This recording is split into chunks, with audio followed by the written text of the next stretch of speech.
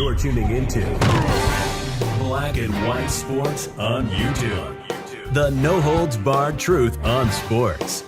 The main event starts. All right, Black and White sports supporters. Well, we're going to talk about Sophie Cunningham making some comments about WNBA fans, what she believes fans may not have right about WNBA players, and how a lot of fans feel about, I would assume, hard plays, aggressive plays.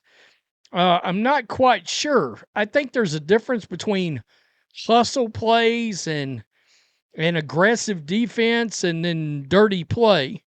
So I assume she wouldn't mean dirty play here. And we also have a former WNBA player, a really damn good one, who, by the way, last year had volunteered to join the Fever as Caitlin Clark's enforcer. And that's Angel McCoughtry. She played in the league forever. She's 39 years old now. And really good player. I mean, a 6-time All-Star, 2-time scoring champ. Averaged 18.6 points a game in her career. And she makes some comments about Project B that's very interesting. And I think she's saying the quiet part out loud, that some players may forego the WNBA, not unrivaled, the W, in order to play in this new league. She also squashes the myth about, players have talked about, I want to be able to stay in the States. I don't want to go overseas, blah, blah, blah. She says that's kind of BS. That sounds like a negotiating tactic is what it is. So, Sophie Cunningham, let's check this out. I'm not just speaking for myself. I think I'm speaking on behalf of probably the whole league, that when people see us competing and trying to fight to do anything it takes to win, because this is a hard league, that they automatically think that's what you're like off the court. People need to get to know us players more, and I think if they do, they fall in love with us. And so not judging the competitive side of us compared to our off court. Just wondering, do fans do that? Because I don't.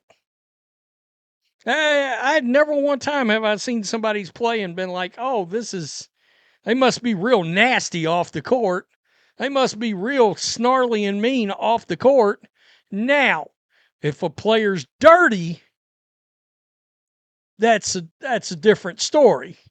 All right? Because if you're dirty, if you're underhanded in the way you play the game, well, that says something about the person that you are. In my belief, because you got to have some kind of, values, morals, etc. in how you do business, right? I'm not quite sure that's exactly what she means. So I'm really not sure. But yeah, I don't know. It also depends on what else does the player got going on off the court. Do they take basketball seriously, or do they want to be a celebrity influencer? Well, you know what I'm talking about, right? So I thought that was interesting and that you guys would want to see that. Let's go over here. This is the Good Follow podcast. Hell, go subscribe. It looks like it's relatively new. The lady on the left is Angel McCoughtry. Like I said, we're talking about a real force in the league. 5-time All-Star, 2-time steals champ, 2009 Rookie of the Year, 6-time All WNBA, real player, hell of a good player. And she comes out, they're talking about Project B. They're talking about the money that Project B is going to pay and how that's going to, she gives you a perspective of how players are going to look at this money, and you can tell from her reaction, it's like, whoa, that's a whole different level of cash we're talking about. The max was $90,000.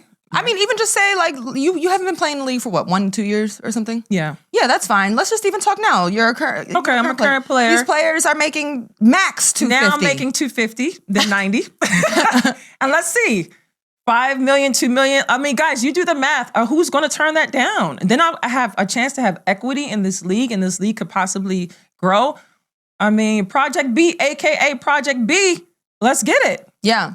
You know, feels like common sense almost. It feels like it is common sense. I mean, honestly, I see a lot of girls. If you're going to get paid $5 million, why put your body through playing in the WNBA?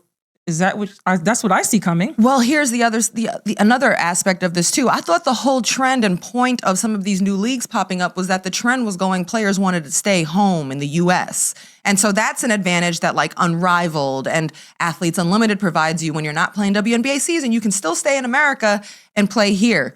But what Project B is saying, not only will you be in Europe, you're going to be in Asia, you're going to be in Latin America, but at that $2 million price point, you might hop on that plane. You know what I'm saying? Let me tell you guys something. This whole stay in the U.S. thing is a myth. They have told you guys that I've had some of my best experiences overseas. Istanbul, Turkey. I have tons of friends over there. I've ate great food. One of the parties are great. You party till 7 in the morning on an off day. And then you go eat breakfast, man. Like, that's the life. I don't know why we thought, like, yeah, nobody wants to go play in a place where it's miserable. But to play in, like, Europe, Asia, possibly Africa, hey, people travel anyway. So I'm being able to play basketball, travel, and get paid. That is the life. Yeah. She shut that down. She literally said it's a myth. The whole idea that, oh, I don't want to go play overseas, make money, blah, blah, blah. The money, the dollar amount, you saw her, the dollar amount changed everything there. Everything. Unrivaled. $250,000 is what they're making too, I think. $2 million would be 9 times more than that, basically. 9 times. It would be like playing an Unrivaled for 9 seasons, or the WNBA as currently paid, and we're talking max contracts, whereas they're giving the end of the bench player, it's a minimum $2 million salary. You're fixing to see a lot of surprising names, I have a feeling, sign up for this league, because they think the W is going to 850 or 1 million. Okay, well, what do you think they would pay Asia Wilson? 8 million, 10 million a year, so 8 to 10 times more than they're paying now. Caitlin Clark, 15 million, 20 million, 25 million.